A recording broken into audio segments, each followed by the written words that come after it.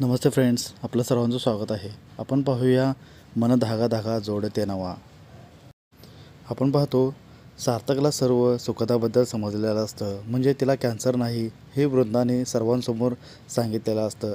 तेव्हा सार्थक खूप चिडलेला असतो व त्याला वाईटही वाटत असतं. तो सुखदाला म्हणत असतो, तू अशी कशी काय बरं खोटं बोलू शकतेस आणि अशी कशी काय बरं तू सांगितलीस, तूने मला खूप हर्ट केले आहेस. सुखदा म्हणत असते, अरे सार्थक, माझं ऐकून घेण्याचा प्रयत्न तरी कर. मी स्वतःहून तुला हे सांगायला पाहिजे होतं, पण मी सांगितलेलं नाही. हेच माझं चुकलं.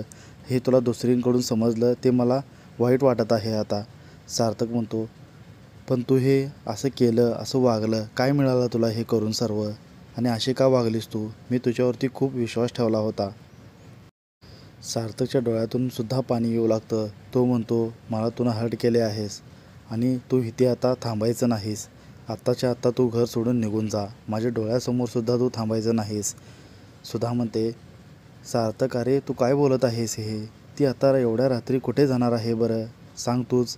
सार्थक म्हणतो, मी इतका वाईटही नाही. तू आज एक दिवस रात्री इथे थांब. जेव्हा सकाळ होईल उद्याच्याला तू निघून जा इथून. सार्थकची आई बोलू लागते, अरे पण सार्थक, तिने काय केलं आहे बरं? तू असे का बोलत आहेस तिला? तू आनंदी राहावं, सर्वजण हॅप्पी असावं म्हणून ती हे सर्व असं वागले आहे. सार्थक म्हणतो, मला कोणीही काहीही सांगायची गरज नाही. ही फक्त उद्याच्याला माझ्या डोळ्यासमोर राहता कामा नये. हिला जायला सांगा इथून आता. इकडे शलाका व वृंदा दोघेही खूप हॅप्पी असतात व ते एकमेकांना टाळी देतात. ते म्हणतात, आपला प्लॅन सफल झाला, आता ही इथून निघून जाणार. पुढे आपण पाहतो, सुखदा तिच्या रूममध्ये येते व ती मनातल्या मनात विचार करू लागते, सार्थक, मी तुझ्यासोबतही खूप चुकीचं वागले हे मला मान्य आहे आणि मी हे स्वतःहून तुला सांगायला पाहिजे होते. इकडे सार्थकसुद्धा त्याच्या रूममध्ये येऊन तो सुद्धा विचार करत असतो, सुखदा, तू अशी कशी काय बरं वागलीस माझ्यासोबत? फार चुकीचं केलंस तू हे. पुढे आपण पाहतो, सकाळ होते. सुखदा आता सर्व तिचं बॅग पॅक करून ती निघत असते. ती सार्थकजवळ येते व सांगू लागते, सार्थक, मला माफ कर आणि सॉरी, मी जे कसं वागले आहे त्याबद्दल मला माफ कर, अशी ती म्हणू लागते आणि मनापासून सॉरी, आता मी निघत आहे, अशी ती त्याला बोलते. इकडे सुखदा परत सर्वांना भेटते व सर्वांना सांगू लागते, सुधा काकू, मी आता निघते. अक्कूलासुद्धा सांगते, आदर्शलासुद्धा म्हणते, आता ब्रो, मी निघत आहे आणि आता कोणीही दुःखी राहायचं नाही. मी आता निघत आहे ना, हॅप्पी स्माईल करा सर्वांनी, असे म्हणून ती निघू लागते. तेवढ्यात तिथे शलाका व वृंदा येते व म्हणू लागतात, सुखदा, तू ही खूप चुकीचं वागला आहेस आणि आयुष्यात आता असं परत कधी कोणाला खोटे बोलू नकोस आणि मला खोटं बोललेलं अजिबात आवडत नाही. त्यामुळेच तर मी हे सार्थकला सर्व सांगितलेलं आहे.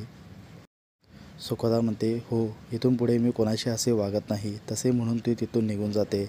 इकडे आदर्श सार्थकला समजावत असतो, अरे तू वागतोयस ते चांगलं आहे का? सार्थक म्हणतो, मला माहीत आहे तू कोणाबद्दल बोलत आहेस आणि तिच्याबद्दल मला काहीही आता ऐकायचं नाही.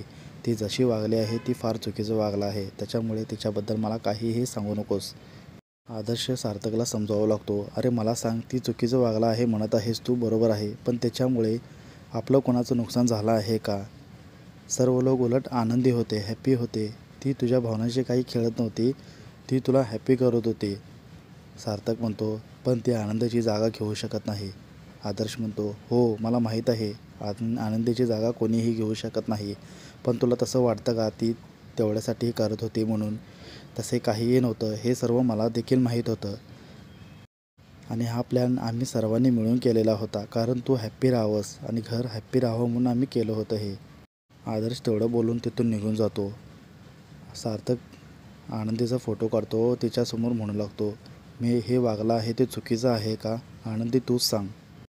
पुढे सार्थक म्हणतो, बरं ठीक आहे, मी सुखदाला घरामध्ये परत घेऊन येईन व तिला सॉरीसुद्धा बोलेन, असे तो म्हणतो. इथे आपला आजचा भाग संपतो. हा व्हिडिओ आवडला असेल तर लाईक करा, कमेंट्स करा. धन्यवाद मित्रांनो.